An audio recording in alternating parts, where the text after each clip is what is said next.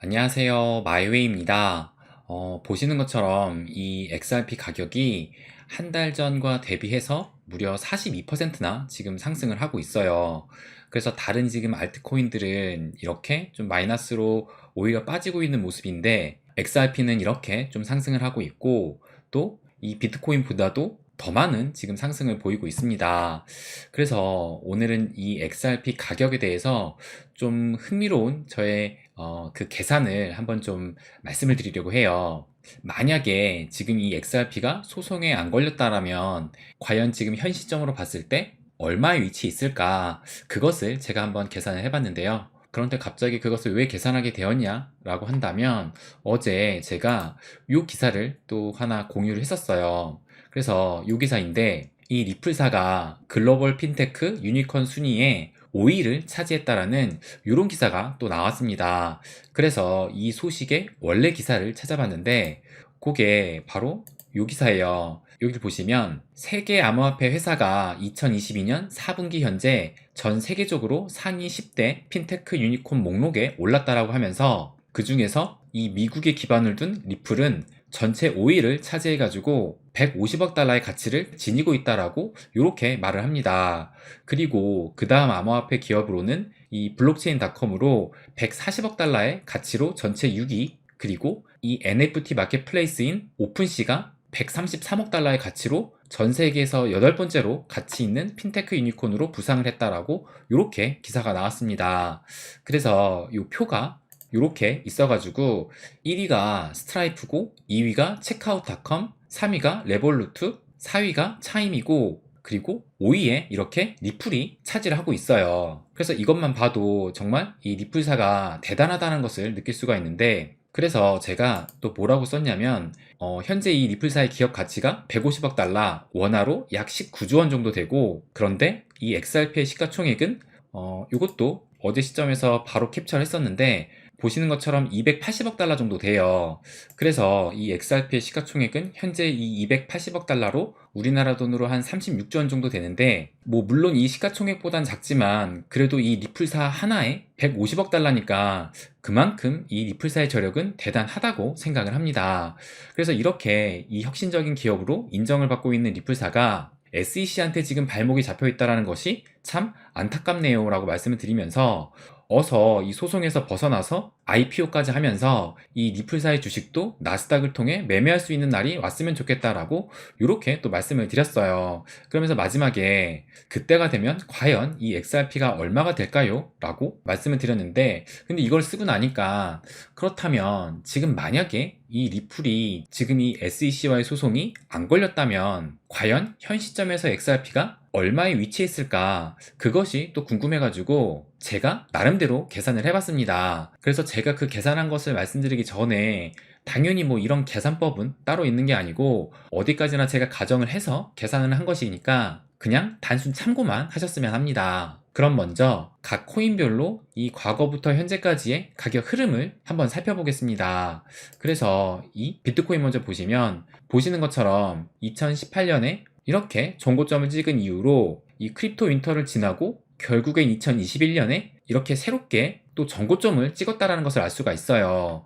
그리고 이 비트코인뿐만 아니라 이 이더리움 역시 2018년 이후로 새로운 정고점을 찍었었고 그리고 에이다도 보시면 2018년 이후로 2021년에 이렇게 또 최고점을 찍었고 이더리움 클래식 역시 2018년 이후로 이렇게 2021년에 새로운 최고점을 찍었습니다.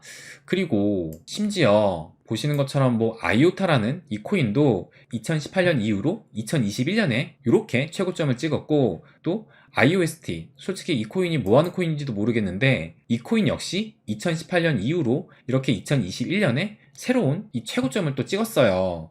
그런데 여러분이 아시는 것처럼 이 리플은 2018년 최고점 이후 2021년에도 새로운 고점을 찍지 못하고 지금까지 좀 뒤지부진한 모습을 보이고 있고 그리고 이 리플뿐만 아니라 파워레저라는 이 코인도 보시면 이 코인도 2018년부터 있었는데 2018년에 이렇게 고점을 찍은 이후로 이 코인 역시 새로운 고점을 찍지는 못했어요. 그리고 또 네오도 보시면 마찬가지로 이 네오 역시 2018년 이후로 새로운 고점을 찍지 못했고 이오스도 보시는 것처럼 2018년 이후로 새로운 고점을 또 찍지 못했어요. 그리고 또 이 오미세고라는 코인을 봐도 2018년 이후로 이렇게 고점을 찍지 못했다는 것을 알 수가 있습니다. 그러니까 좀 전에 지금 보여드렸던 이 파워레저, 네오, 이오스, 오미세고는 2018년 이후로 새로운 고점을 찍지 못한 거예요. 그런데 솔직히 이 리플이 뭐 파워레저, 네오, 이오스, 오미세고 뭐 이런 코인하고 솔직히 좀 급이 다르지 않을까요? 심지어 뭐 이더리움 클래식, 아이오타, 뭐 IOST 이런 코인들도 2021년에 새로운 고점을 찍었는데 좀 전에 보여드렸던 이 기사에 나오는 것처럼 이 리플사의 기업 가치가 150억 달러나 하고 지금도 계속 이 사업 확장을 위해 노력을 하고 있고 심지어 뭐 국제 간 송금 그리고 뭐 CBDC까지 정말 큰 그림을 그리고 있는 이런 코인인데 솔직히 말이 안 된다라고 생각을 합니다.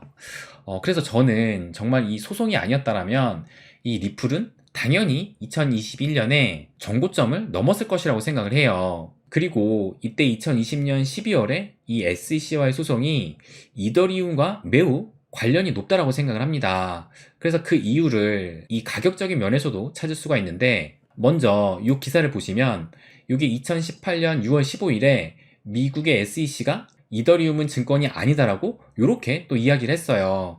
그러니까 이것이 여러분이 잘 아시는 이 윌리엄 힌만이 샌프란시스코에서 열린 암호화폐 컨퍼런스에서 이 이더리움은 SEC의 규제 대상인 증권이 아니다라고 이렇게 말을 했던 바로 그때입니다. 그래서 그 발표로 이 이더리움이 하루 새에 이렇게 보시는 것처럼 9%나 치솟았다고 이렇게 또 기사가 나오기도 했어요. 그런데 이랬던 SEC가 2020년 12월에 리플한테는 소송을 걸었던 건데 그러면 그때 소송 당시에 각 코인별로 가격 흐름을 한번 또 살펴볼게요. 그래서 먼저 이 비트코인을 보시면 보시는 것처럼 이렇게 2018년에 최고점을 찍고 그리고 이 코로나 쇼크 이후로 이 비트코인 가격은 이렇게 계속 쭉쭉쭉쭉 올라갔다는 것을 알 수가 있어요. 그래서 여기를 보시면은 지금 요게 지금 주봉을 보이고 있는 건데 이 11월 16일 요 한 주 동안에 이 비트코인은 보시는 것처럼 14.9%니까 거의 15%에 가까운 이런 상승을 보였습니다. 그런데 이때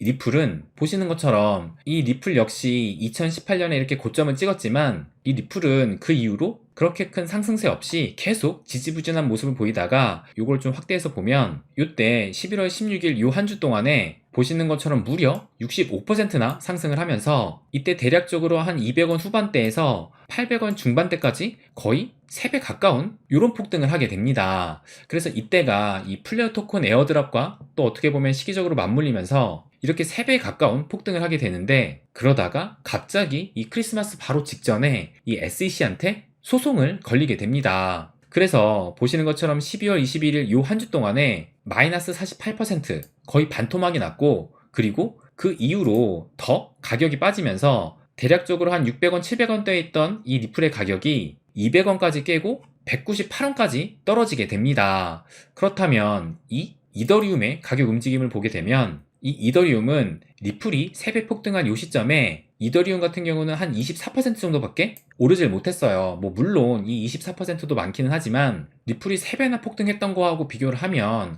확실히 이 이더리움보다 이 리플이 먼저 움직였다라는 것을 알 수가 있습니다. 그런데 또 보시는 것처럼 이 12월 21일 이때 이 리플이 SEC한테 소송이 걸린 이 한 주에 8% 상승을 하고 그리고 보시는 것처럼 그 다음 주에는 45%나 상승을 하면서 이 리플과 SEC 소송 직후에 이 이더리움은 이렇게 더 폭등을 하게 됩니다. 그러면서 이 이더리움 가격은 이때부터 쭉쭉쭉쭉 올라가더니 보시는 것처럼 2021년 초반에 이 이더리움의 2018년 전고점을 이렇게 넘어섰다는 것을 알 수가 있어요. 그래서 제가 보기에는 이 리플이 더 먼저 움직였었던 만큼 만약에 이 소송만 아니었더라면 리플도 충분히 크게 상승을 할 수 있었다라고 봅니다. 그렇다면 이 리플이 지금 현재 이 SEC와의 소송으로 가격이 억눌려서 상승을 못했다라고 한다면 이 SEC와의 소송의 족쇄가 풀리고 나면 원래 그 가치로 돌아갈 가능성도 높다라고 봅니다.